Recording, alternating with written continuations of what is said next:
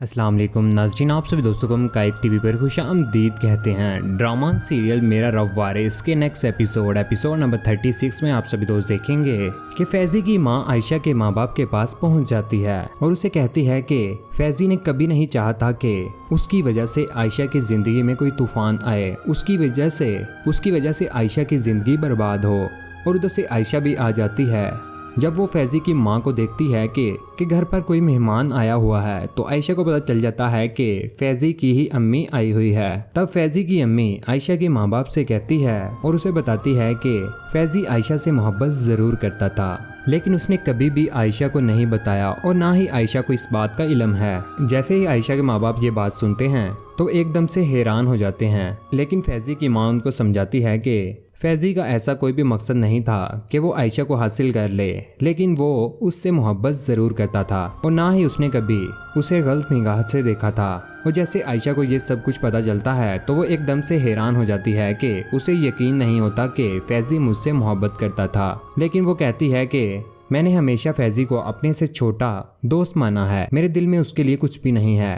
फैजी की माँ भी आयशा के माँ बाप को यही समझाती है कि आयशा के दिल में ऐसा कुछ भी नहीं है। और उधर मजहर जिस लड़की से मोहब्बत करता है वो रात को उसी के नंबर पर कॉल कर देती है। आगे से किंसी फ़ोन उठाती है तो आगे से कहती है कि मजहर सारी रात मेरे साथ था और मुझसे शादी भी करने वाला है। किंसी जब फ़ोन रख देती है तो वो मजहर से पूछती है कि तुम्हारा किसके साथ चक्कर चल रहा है, ये तुम्हारे फ़ोन पर फ़ोन किसका आ रहा था। आगे से मजहर उसको बता देता है कि मैं इस लड़की से मोहब्बत करता हूँ, आज मैं उसके साथ निकाह करने जा रहा हूँ, तुम जो कुछ कर सकती हो कर लो।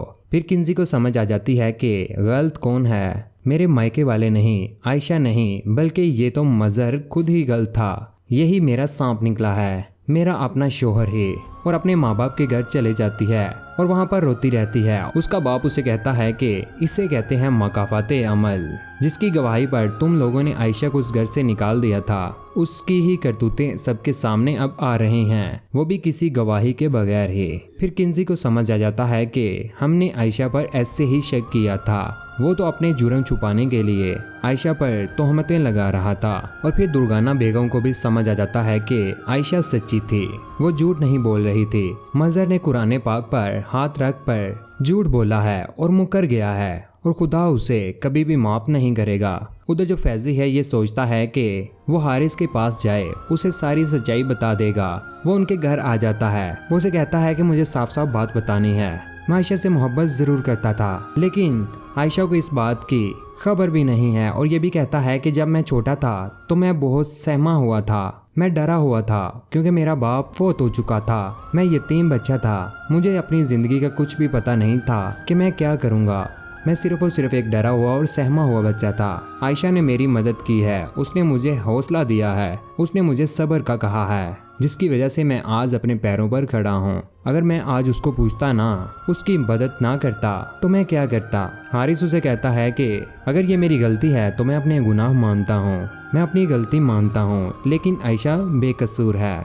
लेकिन तुमने उस पर ऐसे ही तोहमतें लगाई हैं और उस पर शक किया है और आयशा ऐसी नहीं है। और फैजी ये बात करता हुआ वहाँ से चला जाता है कि मैं अब तुम्हारे घर में कभी भी वापस नहीं आऊँगा, क्योंकि इसमें आयशा रहती है कि मैं नहीं चाहता कि आयशा की ज़िंदगी में मेरी वजह से कभी भी कोई तूफान आए। लेकिन फैजी की बात सुनते ही हारिस की होश ठिकाने आ जाती है और उसको समझ आ जाती है कि उसने कितनी बड़ी गलती कर दी है। लेकिन दोस्तों, आप सभी दोस्तों को क्या लगता है कि क्या आयशा उसे अब माफ करेगी या नहीं? क्योंकि हमें लगता है कि इस बार आयशा हारिस को माफ ना ही करे तो बेहतर है, क्योंकि हारिस हर बार गलती कर लेता है और आयशा उसे हर बार माफ कर देती है। इस बार वो थोड़ी देर बाद ही उसे माफ करे तो बेहतर है। लेकिन दोस्तों, आप सभी दोस्तों को क्या लगता है और क्या चाहते हैं कि क्या आयशा को हारिस को माफ कर देना चाहिए या नहीं? अपनी कीमती राय का नीचे कमेंट सेक्शन में जरूर इजहार कीजिएगा। वीडियो को लाइक कीजिएगा और हमारी वीडियो आप सभी अपने सभी दोस्तों के साथ जरूर शेयर किया करें। चैनल पर नए हो, चैनल को सब्सक्राइब करने के बाद बेल का बटन जरूर दबाइएगा। उसका फायदा ये होता है फ्यूचर में हम कोई वीडियो डालेंगे वो आप तक जल्द पहुंच जाएगी। अपना ख्याल रखिएगा, दुआ में याद रखिएगा। अल्लाह हाफिज, अल्लाह निगहबान।